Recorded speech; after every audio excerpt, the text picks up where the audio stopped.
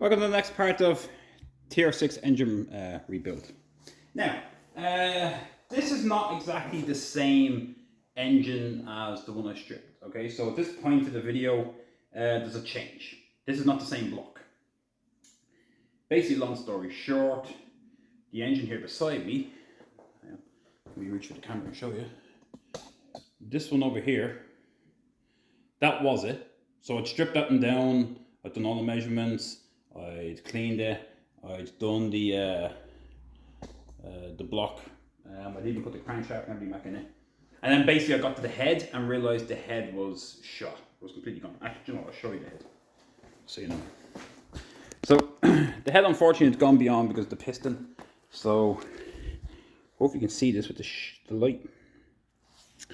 So this is our number 3, I believe. Have a look at the block. No, number 4. This is the number 4, and this is the one that wasn't firing.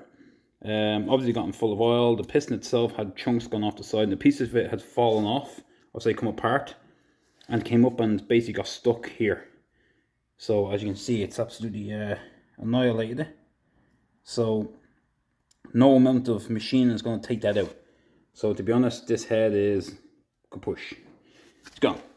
So anyway, because I didn't have a replacement head for it, I only had a late model head, and that gets into mixing and matching, which you can be done.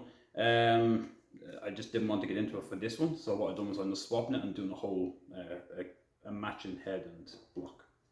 Anyway, that's not the end of the story for that. I'm going to build an engine out of that. I'm going to make the 2 parts work. But anyway, so where are we now? So the last we done, we stripped it down and it was due for a bat. So yes, this got a bat. When I say a bat, it gets literally boiled, and I kid you not, I mean boiled in eco-friendly. What am I looking for? General purpose, all-purpose cleaner, just eco-friendly, and I boil it. And what that allows is that it gets all in the veins and everything, gets all the oil really hot, and it just comes right to the top. It works its way out and gets to the top of the water, and then that's it. Because as I said before, you can sandblast these all you want. The sandblaster is not going to make it in here into the oil canal. It's not going to make it through here, there, and everywhere. The sandblasting just won't do that. So that's why I boil them. They come out and you have to clean them because they start oxidizing quick. Anyway, this has got a boil. I've painted it. I've measured it, and I've also done the. I'll give it a port and polish to the cylinders. And as you can see, I've put the crankshaft in. Now, I had done a video on putting this in, but unfortunately, again, the video had decided to stop of its own accord halfway through, so it sort of ruined the video. So this is where we are right now. What I did do is I cleaned off the bottom, basically the journals on the block itself. So before I put the crankshaft in, I used a Dremel with just a clean and brazen head, and again, just to clean all around in there for the come out. So unfortunately, I have the bearing in number 4 here. But if it wasn't, I'd do the same. Just use it, clean it all off, and get all the dirt and crap and all out, and then I'd go to put the bearings in. What else? Unfortunately, yeah, I'd like to show you, but unfortunately, I'm not taking it back out to do that. Putting the bearings in is simple. You just use some. You can use some grease or assembly lube. Again, you can get it in any auto shop. And you just lube them up. You go in one way. There's only one way you can go in. As long as you put the smooth side in first and the one with the tab goes in second. That's it. And you put them on, and then the crankshaft drops in. Obviously, it's more important to make sure you measure it. I've measured the journals on this crankshaft, and they're all within range. Well, I said they're all in range. About 10 thou over.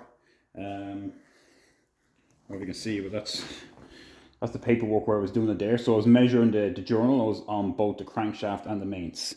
So I came up with the mains as 10 thou. And sorry, I can't zoom in because now I have oil on my fingers.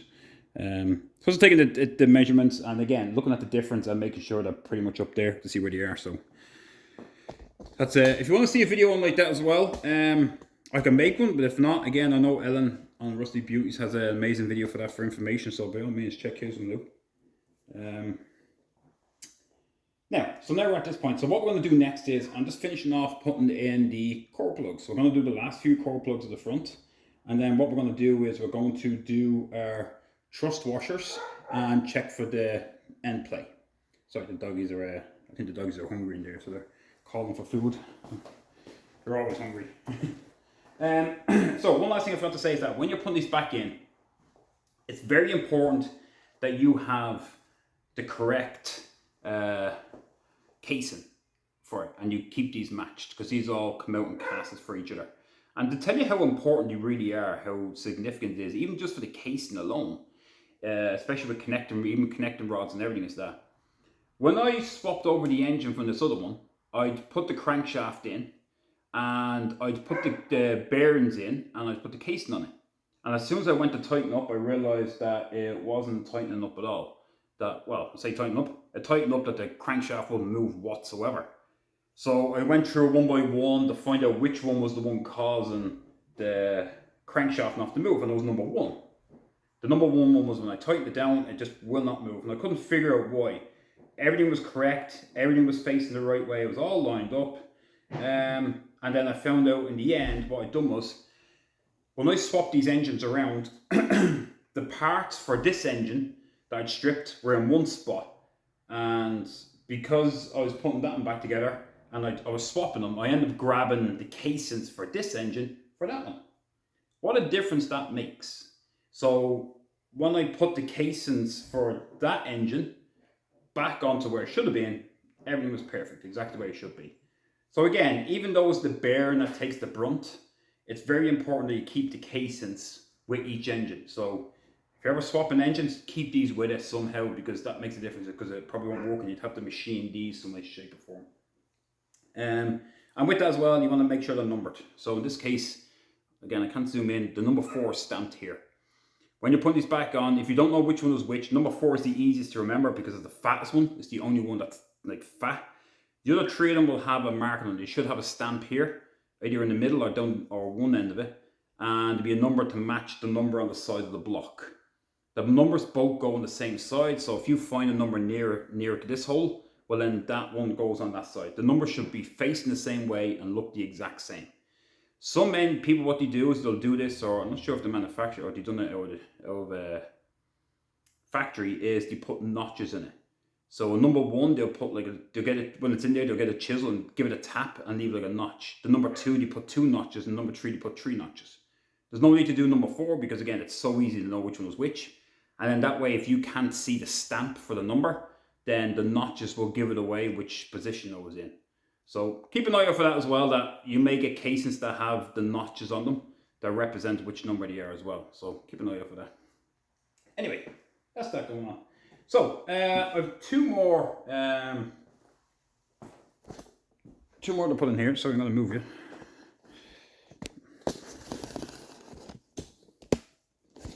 Drop this down. So I have 2 more to put in here. Now these core plugs can be a bit of a nightmare to get in there. Well, see, they're hard enough to get in sometimes. Now, when I paint this block, when I did paint it, I leave all the ports open. So they've all been open, so paint will get obviously in certain gaps. Now, obviously, this one here, I know it's dark, sorry. This is where the camshaft goes. So this has to be made sure you clean it afterwards to make sure it's spotless. Because even though it's only paint, the point is though it's still friction. The paint can still have an effect on it, on the camshaft. You want to make sure that's nice and clean. Some people will probably just leave the core, pull a core plug, tap it back in to do it, but then it affects your paint job as well. So like, whatever you choose to do is your own thing. I use the Dremel again. I get the abrasive to go around because it's only really here. As to the core plugs, I don't care. They're only a core plug, so if paint gets in there, it doesn't make a damn difference. So, at the last 2 to put in. Usually what I'll do is I'll get a socket that fits the best it can to get a good start on it. Because these are, like I said, they can be hard to get in.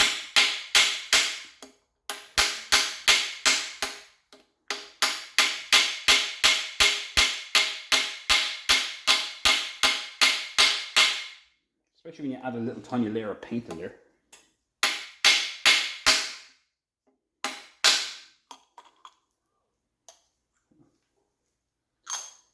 Sometimes you have a little lip. I don't know if I use that and then drop down. So.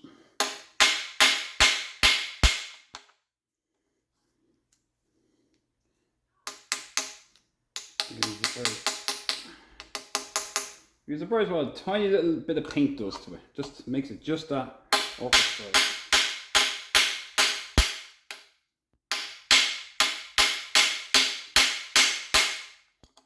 Alright. I'm going to Dremel it now. Because it does not want to go in.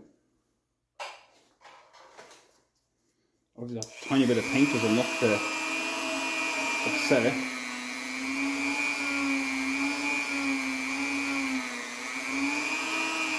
And what I'm at actually.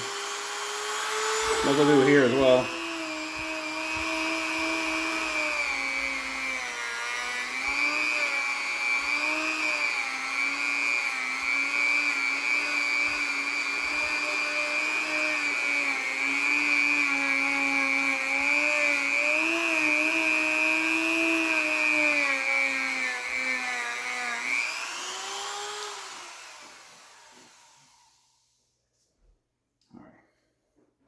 Let me try this again.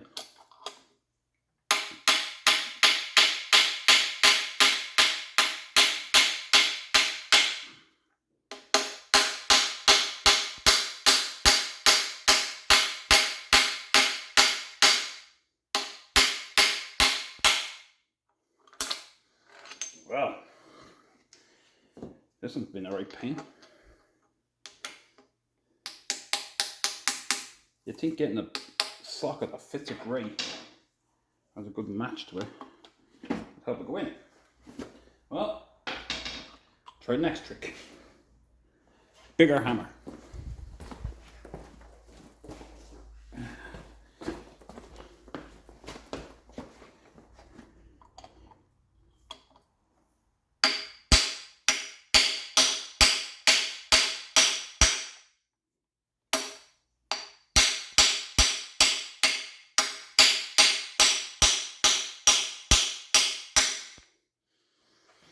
Yeah, the bigger hammer works.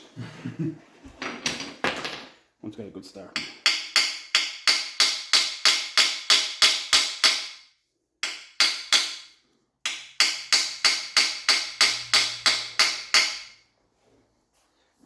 You don't have to hammer the edge if you don't want to take a piece of paint off it. You can use an edge off or something a little flatter. So these are impact sockets, thank God. So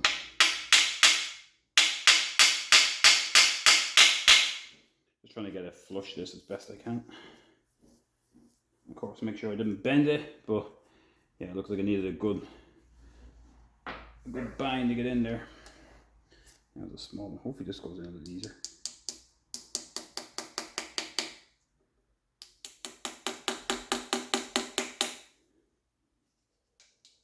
Nope. I need a socket now. Again.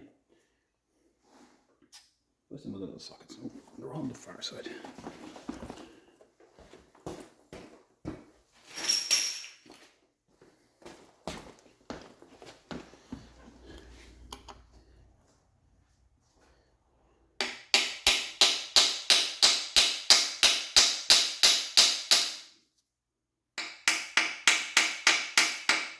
I'm not worried about banging it and scratch a bit of paint because you don't see here anyway.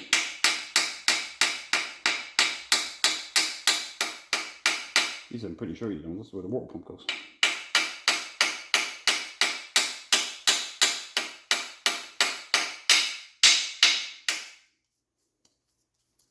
Alright.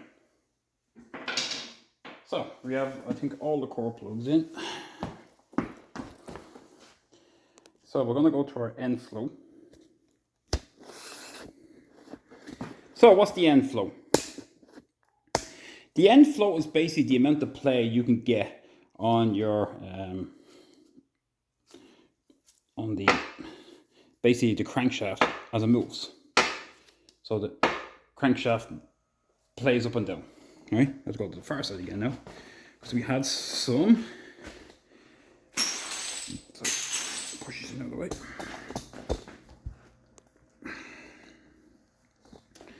We have to go put some trust washers in.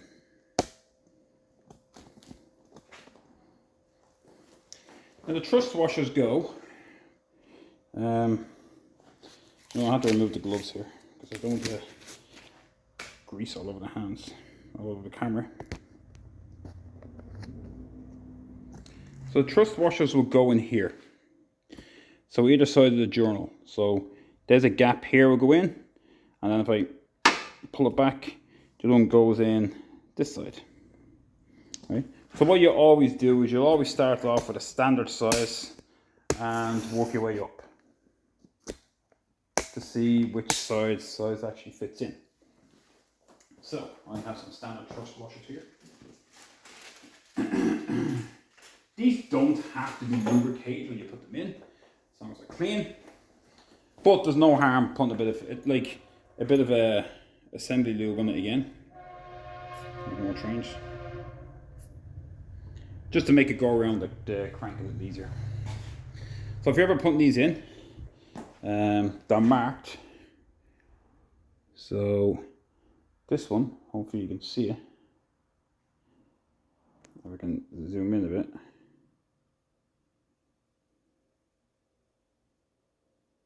It's stamped there STD, that's a standard size. So if it was oversized, it'll say like 0.005, 10, 15 and so on. So what we're doing is we'll put the two standard sizes in and we're going to see how much it moves. Now it's important that you leave the oil goes to the journal side.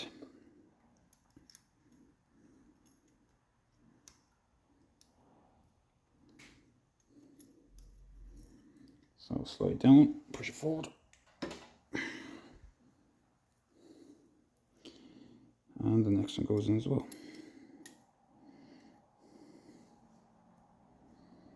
Just goes in and just slide and just let it fall down because both of them sit down the bottom.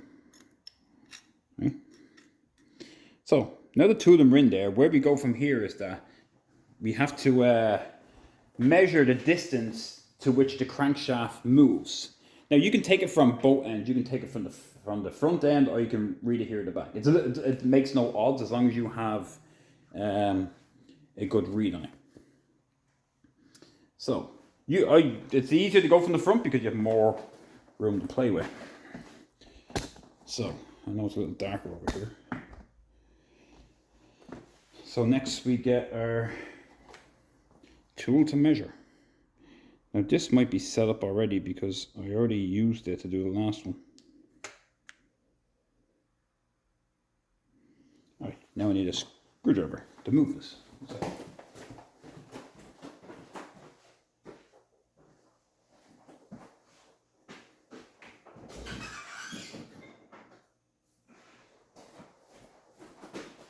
Sometimes a little move by your hand is easy. Right? So what you want to do is you want to find one spot. So in other words, you want to push it. Now, I'll find out which way it's facing first.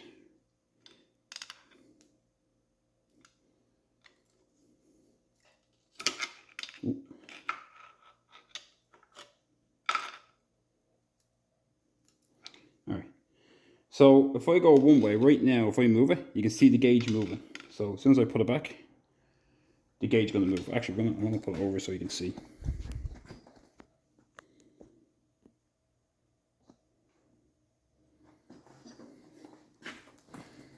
So as I move, if I push the crankshaft one way, the gauge moves, goes back and you see it's moving, all right? So I'm going to leave it in one position. And where it is, and what I'm going to do is I'm going to zero it out. Now you don't have to go zero. You can use anything as long as you have it in one spot and you know which number you're working on.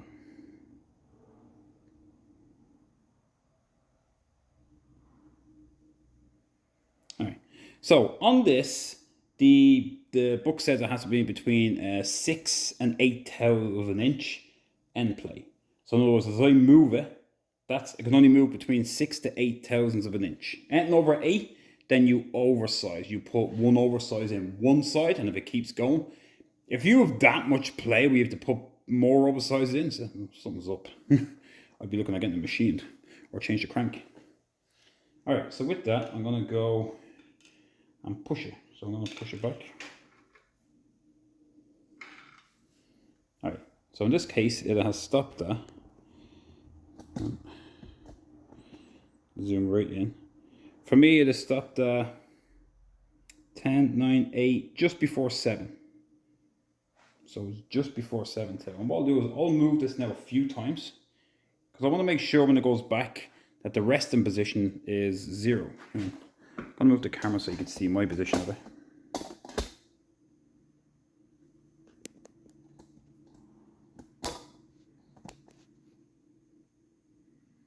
So hopefully that shows up.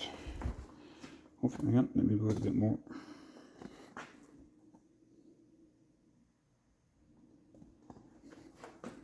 Sorry, the camera's on a tripod.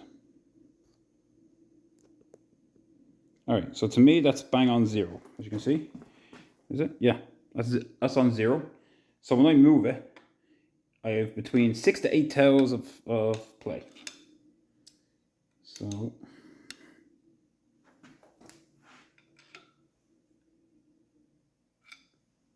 I move it, I stop, and you can see now it's registering 5, 6, just under 7. Okay? So it's between 6 and 8, so that's pretty perfect. So I know standard to do. However, just to be sure, I'll keep moving it a few times, just to make sure that it's within that. The gauge is not wrong, or that it consistently says that.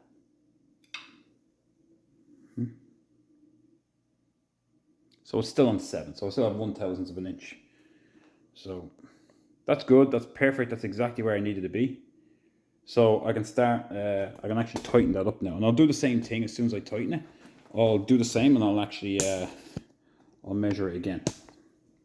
So if you're wondering how I'm moving it, I'm just putting the screwdriver in and I'm pushing it one way. And I'm pushing it. So I'm just pushing against the wall. I'm not going against the bearing casing or anything like that. It's this against the wall, so I know the crankshaft is moving correctly. And again, follow the dial. Yep. And there you go. And that's how we measure our end flow. All right. So now that that's done, that's pretty good. So now I can continue on to button these up. I'll tighten them. I can actually put the number 4 on now, because now it's within range. I can now put the number 4 on, because that one covers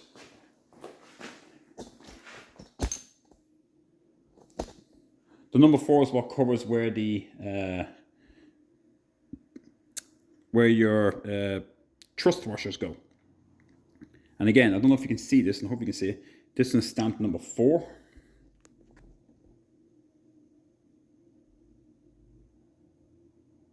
So that's number 4, look at that. So that's the 4. And on the engine, on the block, the number 4 is right here.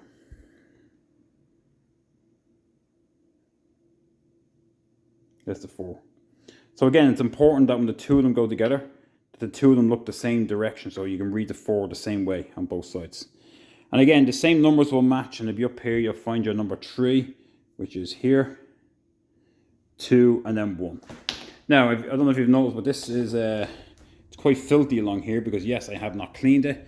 Because usually what I do is I normally clean it, and I get it nice and clean, nice and shiny.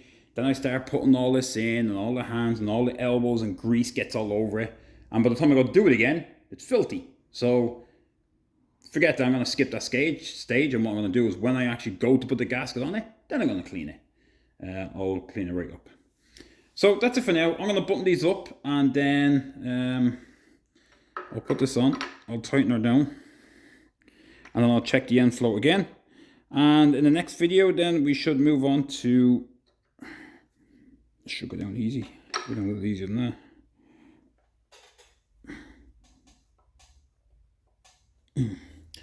What we'll move on then is the rear oil seal. So we're going to change and put the rear oil seal on here. And then we'll move on to, actually at that stage then, once that's done, we're going to put the front seal on. So we're going to do our pieces of wood, put that on.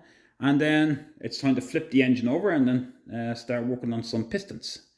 And again, they'll go in, and then I'll have to flip it over again to actually connect them to the thing. So It's ideal, it's best to put this on a engine stand because it's easier just to rotate it around and do it, which I may end up doing, but I have to get this on first. I have to get the oil seal on and the rear plate on, then I can put it back onto the engine stand, and then I can, off I go.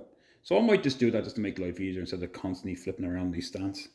In case anybody wants to know what they're actually on, these are pretty good.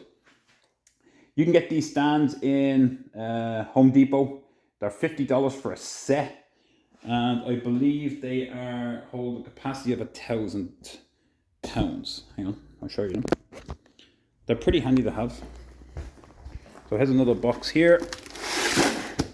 2-pack. Well, it says it online how much do you hold. I'm pretty sure it's, low capacity is 300 pounds each. So that's 600 pounds for an engine. So that's pretty good if your engine is on the block like this. Like here's this other one I was working on that's going to get changed. I have the rear plate on it. I just have to bolt it on. And then as soon as I do that as well, then onto this engine, I'll put it on the engine stand and then I'll be able to walk away a little easier.